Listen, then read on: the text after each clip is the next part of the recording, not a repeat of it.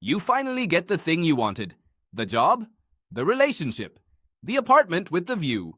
For about 3 days, you feel it, that warm, satisfied glow. And then, almost without noticing, it fades. You are back to scanning the horizon for the next thing that might finally make you feel complete. You call this restlessness. You call it ambition, or sometimes dissatisfaction, or on the harder days, you call it something is wrong with me. But there is a name for this pattern in psychology and neuroscience, and once you understand the mechanism behind it, you will never look at your own wanting the same way again. This is the story of why satisfaction was never built to last, and why that might be the most important feature of your mind, not a flaw in it. Let's start with a question that sounds simple and is not. What is the difference biologically between wanting something and liking something? For most of the 20th century, scientists assumed these were basically the same thing, two sides of one process. You want a reward because you anticipate liking it. Then a series of experiments in the 1980s and 1990s, led by neuroscientist Kent Berridge at the University of Michigan, blew that assumption apart. Berridge and his colleagues were studying dopamine, the neurotransmitter everyone associates with pleasure.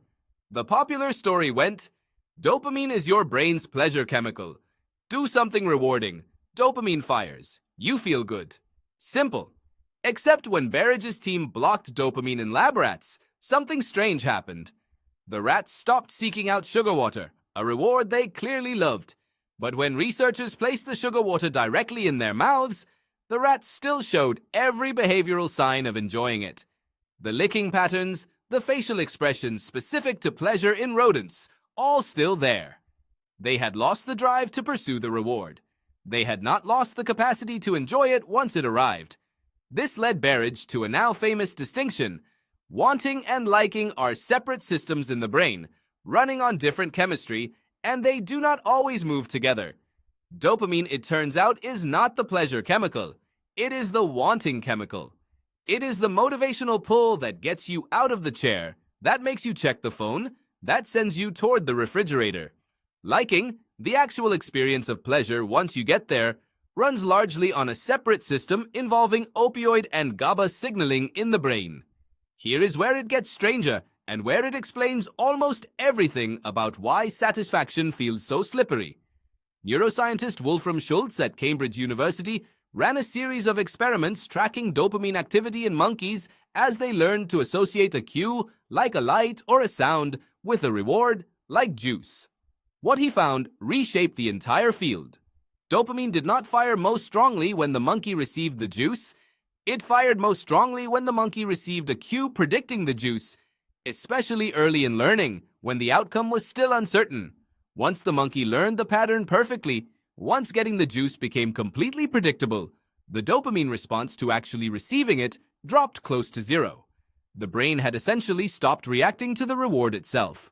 The system that lit up was responding to prediction and anticipation, not to the achievement. This is called the reward prediction error. Your dopamine system is not built to register what you have. It is built to register the gap between what you expected and what you got, with the largest signal arriving when something is uncertain, surprising, or new. Sit with that for a moment, because it reframes your entire relationship with wanting. The job you finally landed felt incredible while you were pursuing it. Sending applications, waiting for callbacks, imagining the interview going well. The moment you actually signed the contract, the dopamine system that drove the entire chase had already done its primary work. What you feel afterward is not the absence of a working brain. It is a brain operating exactly as designed. A brain built by evolution not to reward you for arriving, but to reward you for moving. Why would evolution build a system this way? Because an organism satisfied by achievement stops moving. An organism driven by anticipation keeps searching, keeps foraging, keeps checking the next ridge for food, the next territory for resources, the next opportunity for a mate. In the environment your brain evolved in, an animal that felt deep, lasting contentment after one good meal was an animal that did not look for the next one until it was starving. The animals whose dopamine systems reset quickly, who were already orienting toward the next acquisition before the last one had even settled. Those were the animals who survived long famines and unpredictable winters. You are descended from the want more animals, not the satisfied ones. This explains a phenomenon researcher Philip Brickman first documented in a now classic 1978 study.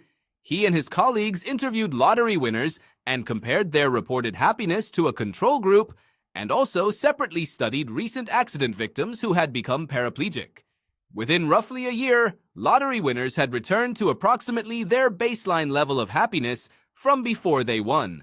More surprisingly, accident victims, while reporting lower happiness immediately after their injury, also showed significant recovery toward their prior baseline over time. Both groups had drifted back toward the emotional set point they started with, regardless of an event most people would assume should permanently change their life satisfaction in opposite directions. Researchers eventually named this hedonic adaptation, the tendency for human beings to return to a relatively stable baseline level of happiness regardless of major positive or negative events.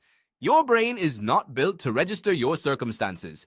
It is built to register changes in your circumstances and then, with remarkable efficiency, adapt to the new normal and start scanning again. This is not a malfunction of the will, it is an engineering feature. A nervous system that did not habituate to your current resources would be permanently overwhelmed by gratitude or grief, frozen in whatever state the last event put it in, unable to evaluate new information.